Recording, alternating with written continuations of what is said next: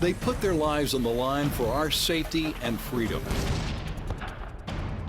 Military men and women make a tremendous sacrifice on the battlefield, and many return home wounded and broken. More than 2 million disabled veterans live in the U.S., and that number grows every day. It started off like any normal day. I was with a recon platoon. Derek Ford served with the U.S. Army in Afghanistan, where an IED changed his life forever. The entire floor of the Stryker had bubbled up from, just the energy and heat that tried to penetrate through. Derek lost his leg in the explosion. An injury like this can be debilitating, but not for this soldier. He's focused on proving it's only a wound, not a disability. That's why Derek pushed himself to the extreme. I've jumped out of perfectly good airplanes. I've, scuba dove in the Caribbean.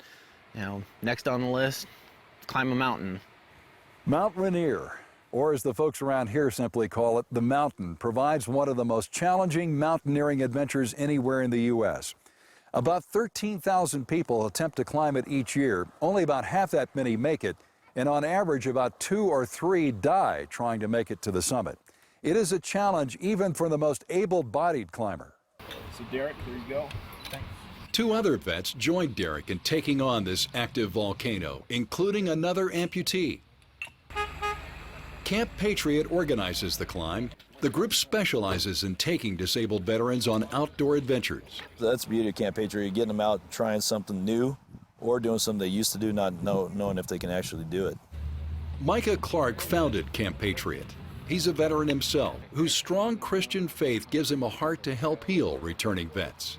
Hopefully show them through our love and compassion that, 1, we're Christians, 2, we're patriotic Americans, and that somebody loves them and cares about them.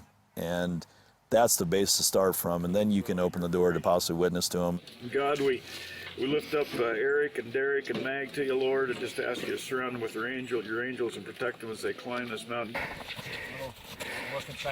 The trek up the mountain is grueling. Custom-made prosthetic limbs help the men grip the snow-covered terrain. You don't carry them to the top of the mountain. They've got to do it under their own steam. It's raising that bar again to show them that they have abilities to live life and not look at the disability. A support team that includes active duty Rangers and Green Berets is on hand to help with the climb. Others are volunteers who just want to say thank you. I believe it's my responsibility to do it, that I am my brother's keeper, that when guys come back wounded, it's not the government's job to find them and to assist them. I think every Christian has a responsibility to be our brother's keeper. Retired Green Beret Gil Magallanes is one of the disabled vets making the climb. He says these extreme adventures help overcome the mental wounds of war. One of the biggest factors about keeping me from becoming a couch potato, depression, PTSD, I got to keep challenging myself.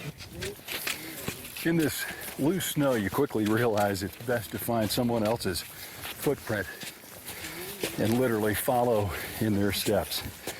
We're a little over an hour into the climb, and even though this is a fairly steep ascent here in loose snow, this is the easy part, we're told. The summit attempt is the most demanding section of the climb. The men must wear ropes and harnesses. Facing below freezing temperatures, the team navigates steep volcanic ridges, crosses over moving glaciers, all while fighting the high altitude for every breath of the thin air. The team eventually makes it to the top, 14,411 feet to the summit of Mount Rainier. These wounded American heroes beat the odds, reigniting their fighter instincts and proving to themselves that anything is possible.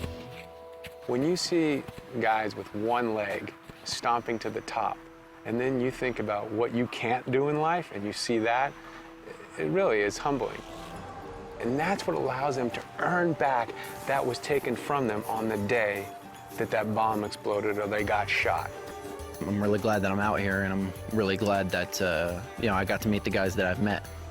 I'm definitely hoping to, build and sustain some relationships with these guys relationships Camp Patriot uses to heal the wounds of war while showing these American heroes the love of Christ. Lee Webb, CBN News, Mount Rainier, Washington.